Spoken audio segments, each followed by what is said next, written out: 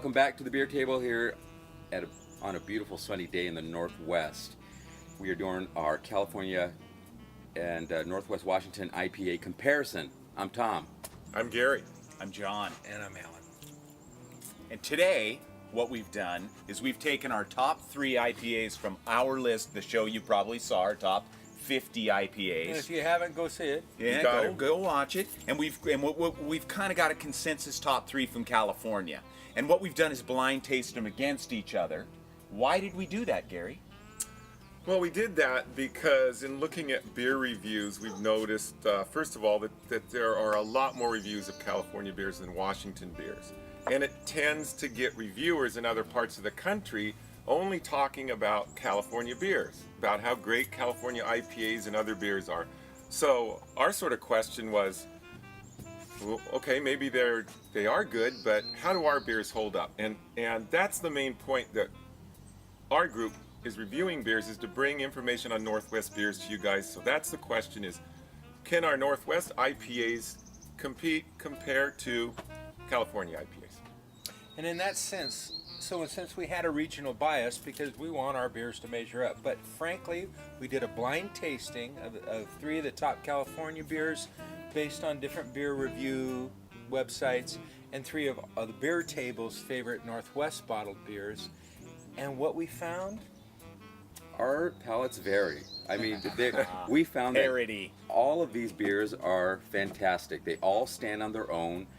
Our palates right now are kind of different. I mean, for a little illness or whatever the reason is, our palates are continuously changing. And today was, for me, a surprise. Absolutely. On multiple levels. So, and bottle condition, I think, played a factor today. We've talked about that many times. Again. We got a bottle of one of our local beers today that we thought was a little funky. Well, it didn't travel anywhere, and we're doing California beers. When did they make that IPA?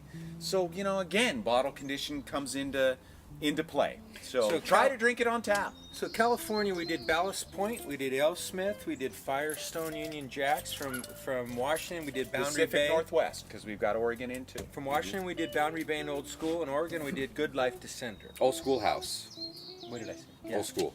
Okay. Old Schoolhouse. So, 6 great IPAs. And we just were, frankly, all over the map. Absolutely. We're not going to rank these from 1 to 6, but I will say this. Each one of us had a different number 1 beer, and it was even. 2 of us chose Washington, 2 of us chose California. So it really can't be competitive. No way. It's just... I think we need to at least say what our number 1 beer Tom, was. what was your number 1 beer? My number 1 beer was the Firestone. I was surprised, honestly. I thought I was tasting a Washington beer. What'd you like about it? You know what? I thought it was a fantastic front, middle, and finish. It was complex. It had a certain amount of sweetness to it. It had good hops. It was a great beer. I really thought I was drinking a Washington beer. Yeah. So Firestone's a great brewery. They make tons of good beer across they do. the board. All their beer is good. How about you, Gary? My number 1 beer was the Good Life Dissenter. That's a new brewery out of Bend, Oregon. This beer is all over the place at the moment. Everybody's drinking it. Everybody's liking it. 13 breweries in Bend, Oregon. There's a lot of competition. Yeah. If you don't make good beer in Bend, you're gone. they're getting it done. Pack your bags. That's it. What gravitated to the top for me was AleSmith and Boundary Bay both. But what I will say is, when you go look at our IPA show, we chose Rude Awakening out of Old Schoolhouse, and we challenged everybody. If you've got a better IPA, we want to hear about it. And Old Schoolhouse only made 1 of our top of the 4 of us. Mm-hmm. So it's great to be able to get exposed Old to it. Schoolhouse, but you know what? We don't want to take away anything from any one of these guys. They're all fantastic.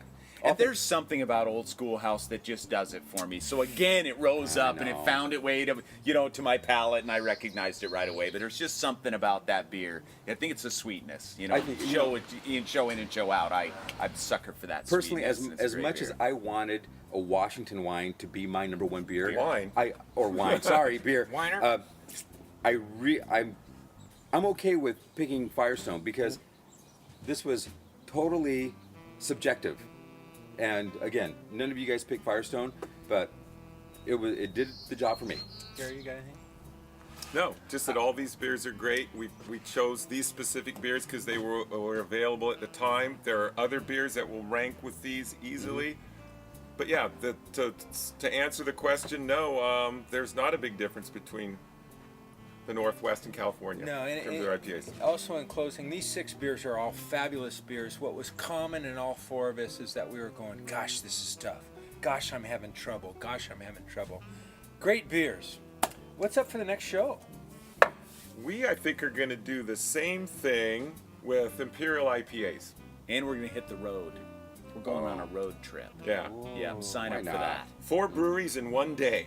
Nice. Producer, you gotta turn 21, man. You just gotta turn 21. My liver hurts.